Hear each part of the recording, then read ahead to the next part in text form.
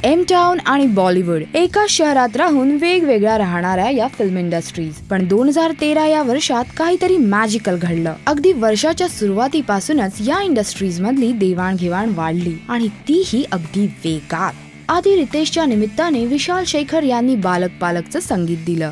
दोघांनी अगदी सुपरहिट गाणी दिली। त्यानंतर अक्षय कुमारने आपल्या प्रोडक्शनचा पहिला चित्रपट 72 मैल तयार केला। बालक पालक पाहून इम्तियाज अलीने रवी जाधवला आपला एक चित्रपट डायरेक्ट करावा अशी ऑफर दिली। बीपी नंतर रितेशने स्वतःही मराठी चित्रपटात ऍक्टिंग करायचं ठरवलं। निशिकांत कामत दिग्दर्शित लय भारी या चित्रपटात फक्त रितेशच नाही तर सलमानही दिसणार आहे। आता सगळेच मराठीत येत आहेत म्हटल्यावर शाहरुख एकदा स्टुडिओत आला आणि रवी जाधव दिग्दर्शित करत असलेल्या शेखर मराठी गाण्यासाठी 4 हिंदी ओळी गुणगुणून गेला। पण त्यानंतर आपणही मराठी चित्रपटाची निर्मिती करतोय असंही त्याने म्हटलं। त्यानंतर पुढे जाऊन महेश मांजरेकरच्या कोकणस्थचं प्रमोशन करायला सलमान आणि अमिताभ उभे ठाकले।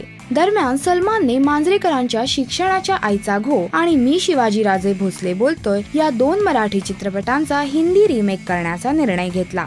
आपले मराठीतले अजय अतुल अग्निपथ नंतर जोहर कॅम्पचे म्युझिक डायरेक्टर म्हणून रुजू झालेत। सोनू निगम, आरती कक्कर, सुनिधी चौहान, जावेद अली आणि अनेक बॉलिवूड सिंगर मराठीत गायले। त्यानंतर लगेच अक्षय कुमारने आणखी 2 मराठी चित्रपटांची अनाउन्समेंट केली, ज्यातल्या एकात तनिषा आहे तर एक असेल दादा कोंडकेंचा बायोपिक।